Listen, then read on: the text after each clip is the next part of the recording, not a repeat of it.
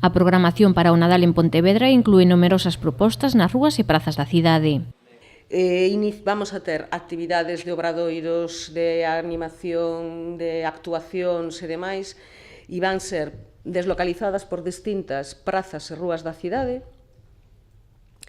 e pois ao longo de, dende o 13, que xa empezamos, 12-13, até Reis. Os xogamos na rúa inclúe unha pista de deslizamento na Praza do Concello e unha tirolina na Alameda. Non só para nenos e nenas, os adultos tamén. Eu sei que hai algunhas persoas que están deseando lanzarse, pero non hai excusa, os adultos tamén poden. Vai haber tamén acompañando actuacións tanto na propia praza como en distintas prazas e rúas da cidade, como decía antes, Loureiro Crespo, na Praza de San Xosé, na Praza de Ourense, na Praza da Ferrería. Para que non falten opcións en caso de mal tempo, nas galerías da Oliva haberá actividades e obradoiros durante as festas.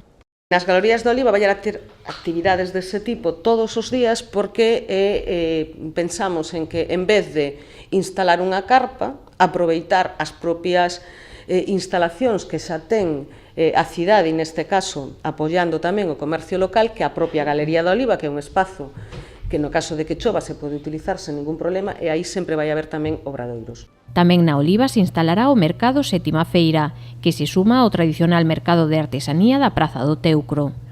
Como a novidade este ano, preséntase o ciclo Cinema Clandestino, que proxectará películas icónicas en espazos especialmente escollidos segundo a temática do filme. Será nos días 22 e 29 de decembro e o 4 de xaneiro. Os espazos nos que se van proxectar están especialmente seleccionados en función do filme, e ademais vai haber recreacións en vivo de distintas escenas da película que sexa. Tamén haberá lugar para a música, cos cantos de taberna de Maraballada o 21 de decembro, as danzas de reis da Asociación Trepia o 22 ou os cantares de reis dos Chichisos o 4 de xaneiro.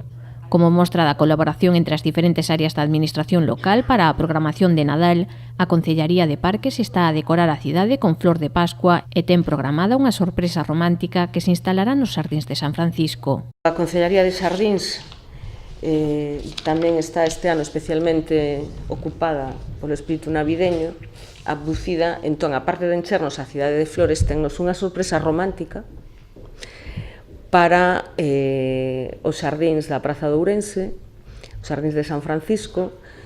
Non podo desvelar moito máis, e que vai ser moi retratada esa sorpresa. Ademais de ofrecer alternativas para todas as idades, as propostas para o Nadal pontevedrés pretenden apoiar o comercio local. Para asistir a estes obradoiros e a estas actividades, que teñen que facer as persoas que estén interesadas, porque son actividades de carácter familiar? Pois levar un ticket de compra. Un ticket de compra do comercio en Pontevedra de calquer cuantía. A programación remata o 5 de xaneiro ca tradicional cabalgata de Reis.